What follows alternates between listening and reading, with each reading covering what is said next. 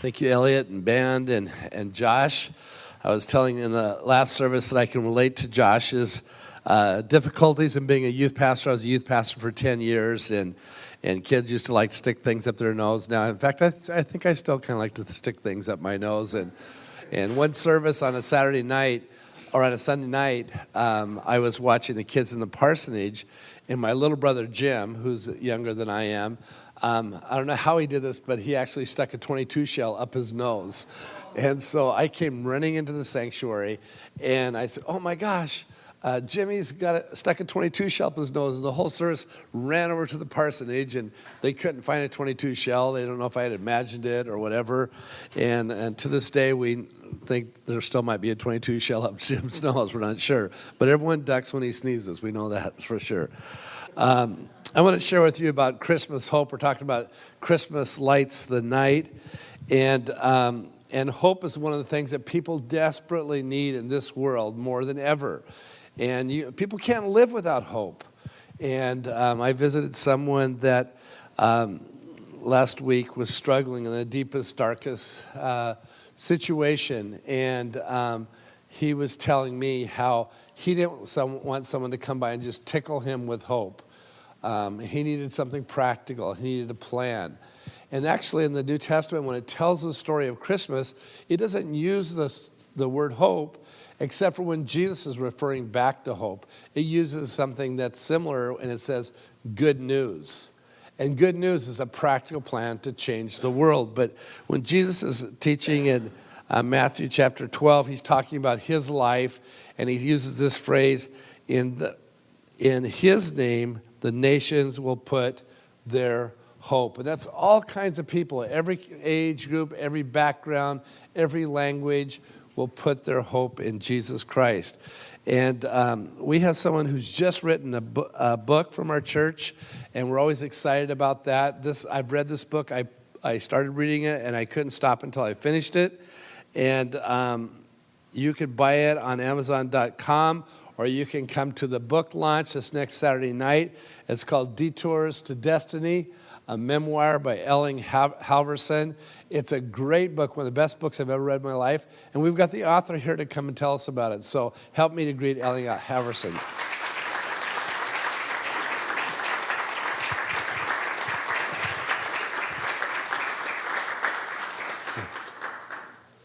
Appreciate him staying 2 services to do this. And Elling, tell us a little bit about why you wrote this book.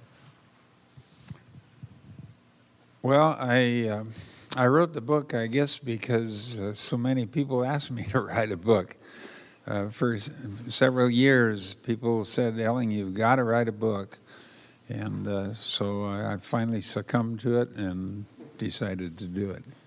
It's a great one, too. And it reminds me of, like, Elling's a businessman. It's kind of like some of the biographies that I'd hear successful businessmen, Christian businessmen say, boy, that biography really inspired me and changed my life. And it's one of those books I encourage everyone to read. Tell us a little bit about the book and some of the stories of faith that are part of this book. Well, one of the stories, should I tell about the first one, the one I did in the other service? Yeah. Okay. Let's see. I graduated from college and got a job as a carpenter and on a construction project, and my brother was a contractor, and I came from a family of contractors, and so my ambition was always to be a contractor, to build buildings and structures. And so shortly thereafter, I got into the business at the age of about 25. I was the boy contractor in Seattle at the time.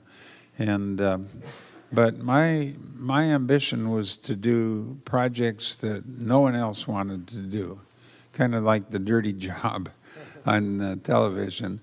So I focused on jobs that very few people would be bidding on, and it was mostly government and military and public works type things. So I did a lot of work all over Alaska, up in the Arctic, worked up on the pipeline, built the hotel at Prudhoe Bay, built the electrical facility that powers the oil field in the Prudhoe Bay oil field and things like that. And I worked a lot on mountain peaks and canyons and got into special equipment and helicopters and airplanes and removed all of the World War II installations at Adak out at the end of the Aleutian Islands and built a lot of things around Alaska. One of the jobs, and the one that you asked me to talk about, was I had a project to bury a pipeline across the Grand Canyon from rim to rim. It was 13 and a half miles in solid rock. And in some places it had to go up vertical cliffs, and it had to be hidden behind fissures of rock, and so it couldn't be seen because it was in a national park. And it had a lot of limitations on what we could do there, so we had to build the special equipment. And anyway, we had completed the job. The water was in the pipeline. We hadn't proven the flow yet. It was a design build. We had to design the pipeline and build it, and only guarantee that we'd get 600 gallons a minute of water out of it at the end. But we were just dressing the trails and getting ready to hand it over to the government when it started to rain on a Friday night. It rained all night Friday night, heavy rain, very heavy rain. It rained all day Saturday. It rained all day Sunday until late in the day. And 18 inches of rain came down. And the largest flood that ever recorded came down through the Bright Angel Canyon, which is where our pipeline was. And it was devastating. Water through the box canyon, a narrow box canyon there, ran 30, 40 feet high. It took out 8 bridges that we had built. It took out 8.5 miles of pipeline. And so the Monday when it was clear, I got in a helicopter and we flew down, and there was, at the confluence of the Bright Angel and the Colorado River, there was a Caterpillar crawler tractor in the stream just at the confluence there. And it had come from 2 miles upstream. If you can imagine the weight of a crawler tractor, that's the pressure that this flood had. It was 1,500 years old flood. It took out Indian ruins 1,500 years old, they estimate. And anyway, we landed, and I went over and looked at the tractor, and I was pretty disappointed. I didn't know that everything else we owned went down the same flood. But I got in a helicopter and I said, well, fly slow and low, and let's just survey it or look at the whole pipeline. There was a little building there. There was about 10 feet square that the CCCs had used when they built some of the trails in the 1930s. And to that, and I don't know who did this, but maybe it was one of my employees, because we kept food and beds in there for emergency, because lightning and storms would come up often in the canyon. And we had a camp at the other end of the line, but people were scattered there, and so we had it equipped. But someone had tied I think an antenna wire is what the antenna was, to a cliff and down to the eave of that building. Well, this area, which it's very semi-tropical down there, and the cottonwood trees in that area just grew like weeds. They were huge. They were, 10 stories high. And they were all gone. Every tree was wiped out of there. So we got into the helicopter and started to fly, and we flew, and we hit that wire. And we picked it up on the main rotor, and it was flailing about the aircraft, and there was a landing spot a short distance away that we headed toward, and as soon as the pilot tipped the aircraft forward, the wire caught the tail rotor of the helicopter, and the whole tail rotor flew over the top of us, and the center of gravity went clear forward, and so we start going straight down. So we were spinning, going straight down, and all the way to the ground. I thought, this isn't too bad. Crashing isn't that bad, you know. But the stop was very bad. So anyway, I was really broken up, and I had 18 breaks in my rib, punctured lung, broken legs, and etc. I was really bad shape, and we were down there all alone. And there were 7 things that happened that if any one of them wouldn't have happened exactly the way it happened, I wouldn't be here today, because I was just on the edge of life. I felt my body growing cold as I laid down there. And but you're going to have to read the book to get to get the answers.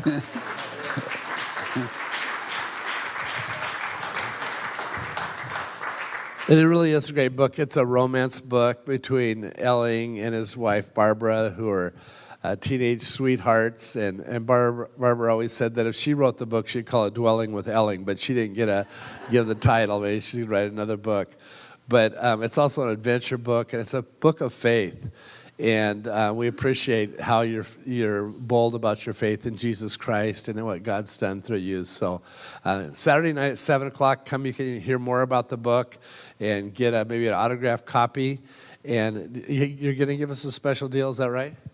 Oh, yeah. I was if you buy it on Amazon, it's about $18, but I bought 50 of them and got a good deal from Amazon, being the author and so forth. So one-time deal, $10 each. All right.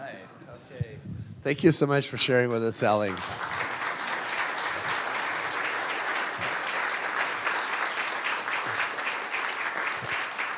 You know, it really is heroes that make up the church. It always has. God works through individual lives. Every one of you have a story and faith and hope. And I hope that everyone here writes a book about your life and your personal story about a God that loves you. I believe every single person has a relationship with God, whether they want to or not. If you're an atheist, if you're a criminal, you might have a bad relationship with God, but you have a relationship with God because I believe there's a God that created the universe. Most philosophers in some way do, that there was an unmoved mover that started it all. And it's the Christian belief that God sent his only begotten Son. And we don't compare ourselves as one religion competing against other religions. We believe that that's the fulfillment of all the expectations and highest expectations of humanity is to have that personal relationship with God. We needed to know who God was. People get confused. There's cults that break out. They abuse people. There's genocide that's taking place in the name of God. And God at some point said enough, and he sent his only begotten Son. If you read about Jesus, you read about someone who doesn't judge, someone that loves, that turns the other cheek, that tells us not just to love our friends, but to love our enemies. And that's the great hope for the world. That's the practical application of love, is the good news. It says from the angels in Luke 2:10, it says, "But the angel said to them, 'Do not be afraid. I bring you good news that will cause great joy for all the people.'" So it's practical good news.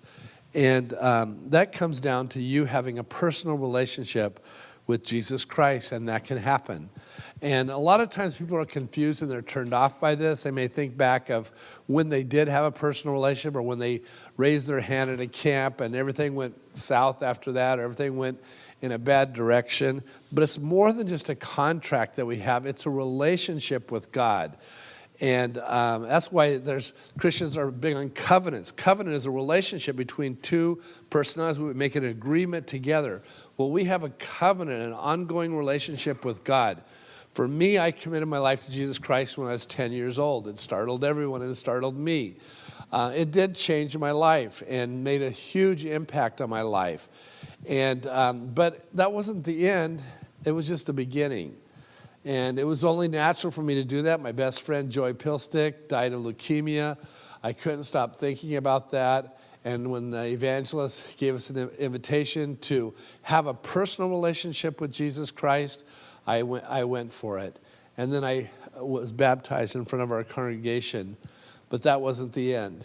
And when I was 17 and searching for what my purpose was, I went up a 10,000-foot mountain, and I got a vision of this church. And I was filled with God's Holy Spirit. But I had so much more growing to do in that relationship. And I think I've grown as much between 62 and 63 as I have in all the other years. And 64 is going to be a great time because God's not through with us. We have a relationship. I'm inspired by the Seattle Seahawks. I apologize to people who are fans of other teams, but I love when Coach Carroll says, can you win a game in the first quarter? And the answer is no. Can you win a game in the second quarter? No. Can you win a game in the third quarter? No. You can only win a game in the fourth quarter. I like that because I'm in the fourth quarter of my life, and I plan on winning this game. And the best is yet to be. And all the things and all the setbacks and all the mistakes that I've made, I believe that God can overcome those mistakes and that we continue in this relationship with God. And so many times, whether I'm visiting someone in death row or in intensive care, and my purpose is to come in there and to say, you know what, God says, I think we could be friends. And they're astounded by that. That was the announcement at Christmas. God's favor is upon men. So we had this contest last week, right, for the application of the message. For several weeks, I've been trying to get us to reach outside of the circle. It's my plan. It's the Pope's plan. It's many people's plan. It's Jesus' secret plan to change the world, and that is for us not to be so self-conscious that we forget to reach out to people that we don't know and say, basically, I think we could be friends. And so I had a contest to see how many people you can say Merry Christmas and God bless you to. And I thought, what would motivate the people? Because I'm really serious about this, about actually, speaking to the people that that are serving them a meal, or speaking to the person in the office next to them or their neighbor. And then I thought, well, what if we could get Lee Johnson's Chevrolet to donate a brand new red Corvette Stingray, which I think is the coolest car there is. Do you think if we had that for a prize, Todd, that you would invite people? I think you might. I think you might reach out and say Merry Christmas.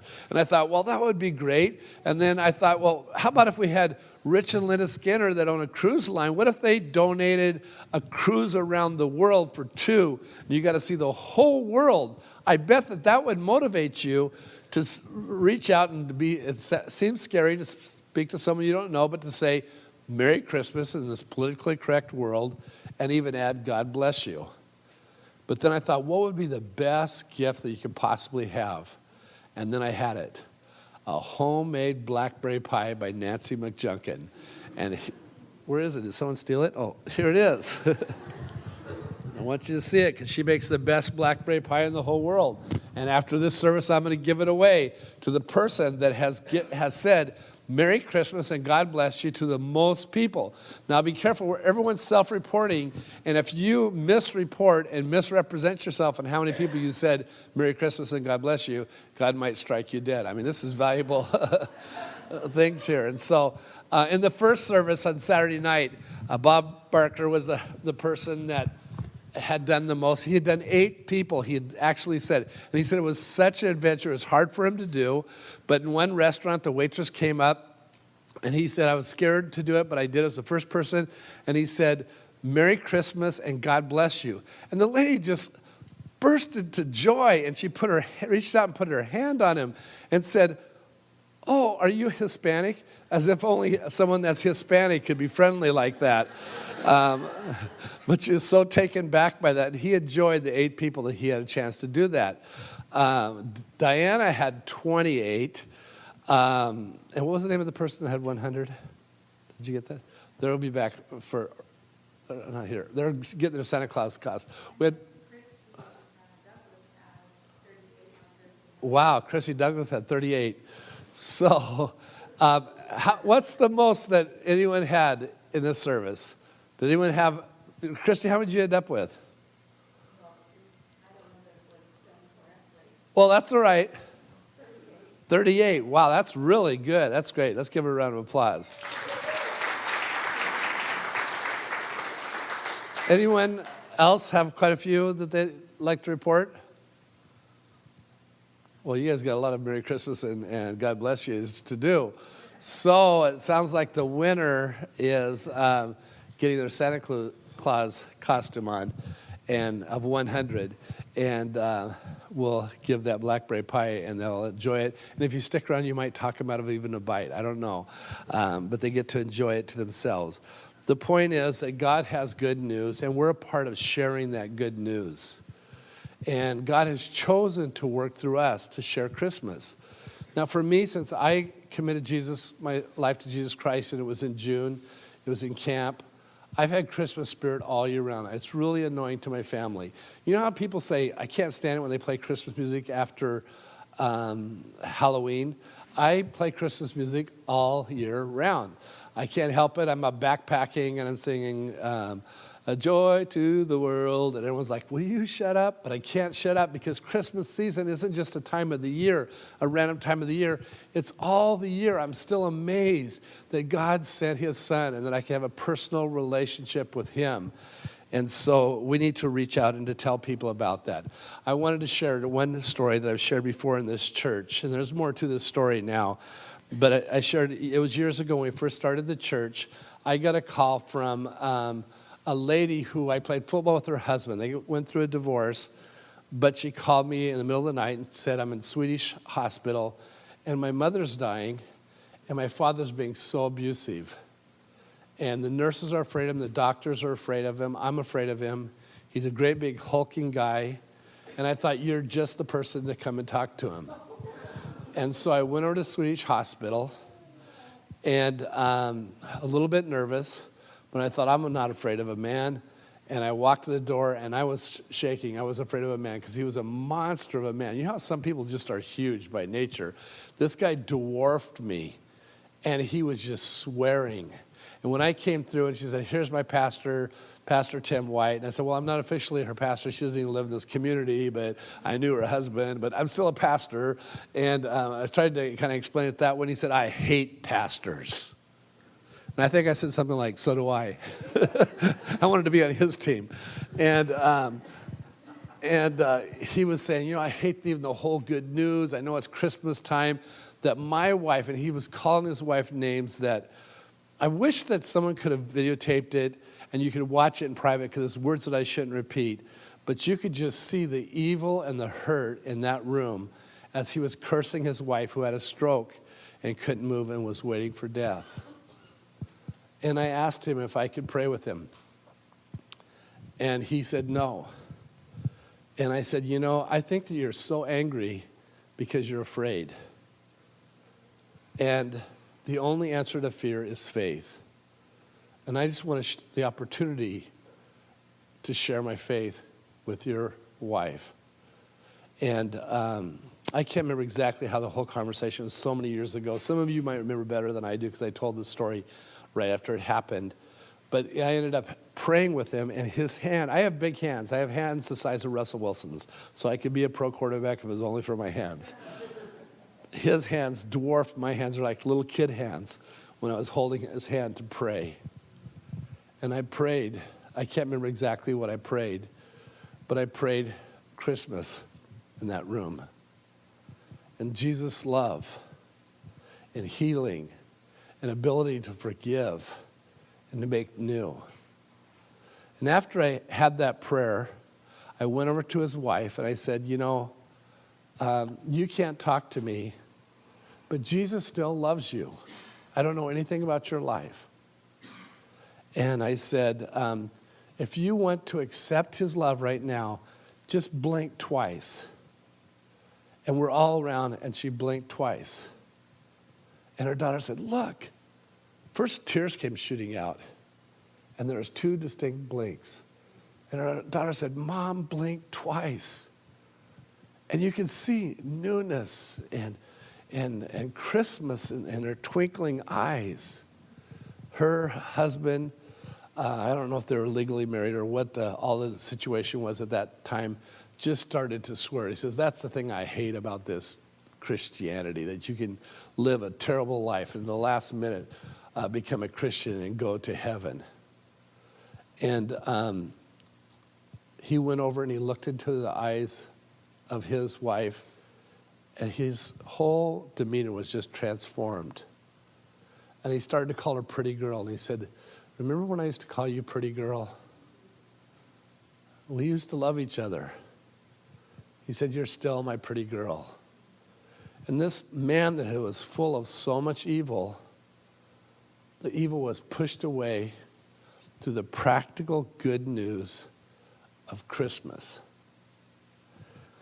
Years later, his grandson called me, lives in another community, and he said, we don't talk often, but he said, do you remember me? And I said, yes. And his grandson had become very accomplished in his field and a multimillionaire. And he said, you led my grandfather to Jesus Christ. Pastor Tim, I want to buy you a new car or something.